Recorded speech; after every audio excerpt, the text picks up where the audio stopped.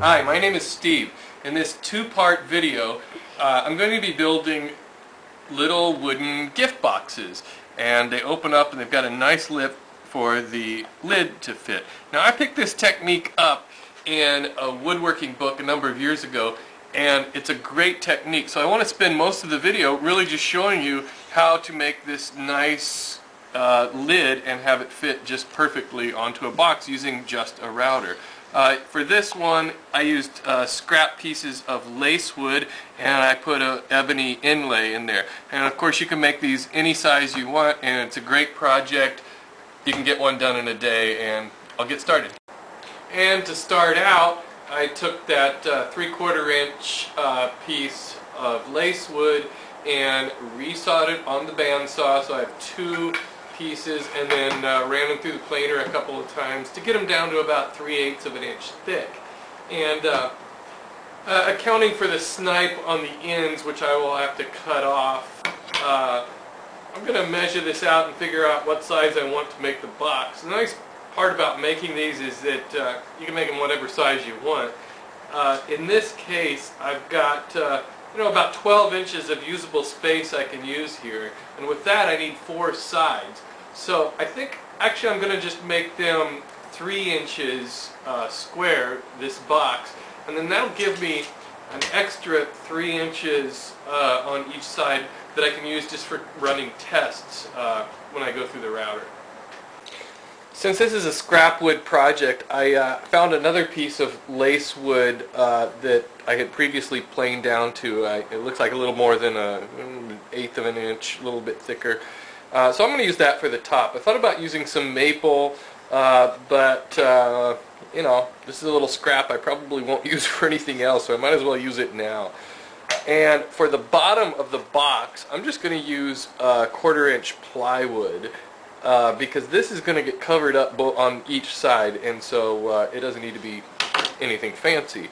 So to get started with the two side pieces that I have cut, before I cut these to length, I want to make a rabbet along the top edge that the top can fit down into, and I want to make a little bit thicker rabbet on the bottom so that the plywood panel can fit into that. So I'll take that over to the router. So to cut those rabbets for the top and bottom panels, I've set up a straight bit. Now, I'm lining it up. The height of your bit can really be kind of anywhere. You want to get it about center, and that's going to be fine there because that's what's going to support the top. The critical dimension is the depth that you set your fence, because that needs to be the same depth as the top panel you use. In my case, I'm using that panel that's a little bit more than 1/8 of an inch, so I've set this back about 1/8 of an inch, and just make sure you run a couple of tests before you actually carve out the piece.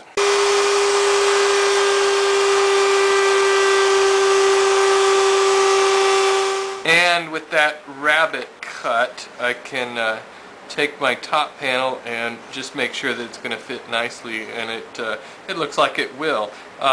If I hadn't cut this exactly perfectly, if I had to err on one side or the other, I'd say I'd rather have this side panel a little bit longer, because that'll be a lot easier to sand it down smooth rather than have to sand the entire top panel. So this will fit in just about like so. Well, of course I got to cut it down.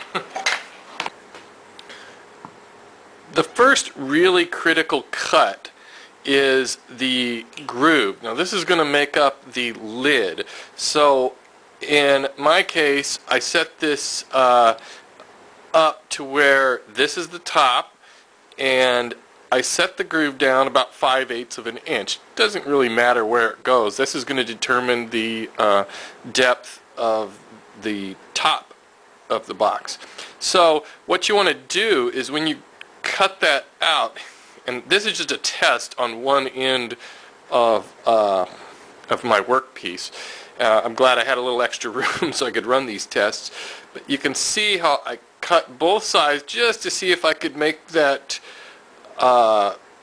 bit go halfway down, and right there it's just starting to cut through, so I know I'm at just exactly the halfway point, and that's going to be critical to make sure you get a good tight fit on the top of the box. Now that I've run my test and I know I've got the bit set up at exactly half of the thickness of this workpiece, and I've got my fence set 5/8 of an inch back, it's just a simple matter of running it through the bit, and just make sure that the top of your workpiece, this will be the top of the box, the lid, is against the fence, and you want to make sure that the groove is on the lower side. So I'm cutting the inside of the lid halfway through, and the outside we'll cut after the sides are assembled.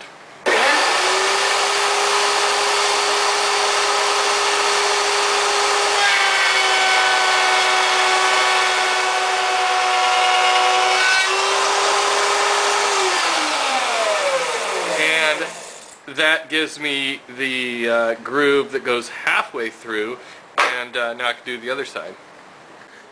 So to go over that again, just because this is really important, I've got both of my work pieces. I haven't cut them down to size yet.